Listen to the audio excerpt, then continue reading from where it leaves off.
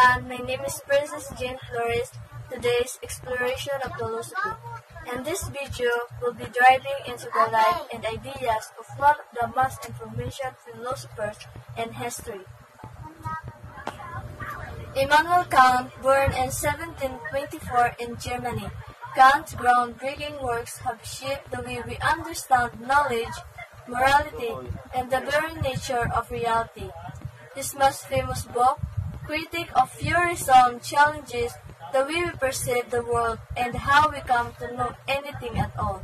And in Groundwork of Metaphysics of Morals, he introduced a powerful concept called the categorical imperative, which continues to influence ethical thinking in this day.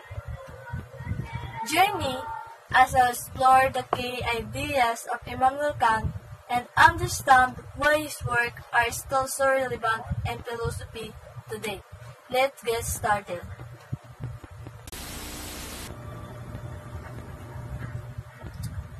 One of the famous philosophers with many books is Immanuel Kant, a German philosopher born in 1724. He is known for his work on epistemology, the study of knowledge, ethics, and metaphysics.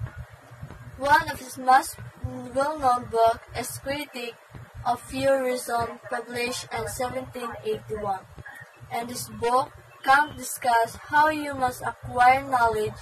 According to him, our knowledge is not solely based on external things, but also on the way we think. He focused on the relationship between the things we experience and the things we cannot directly experience. Kant argued that there are limits to our knowledge, and there are things we cannot fully grasp with our sense or rational thinking.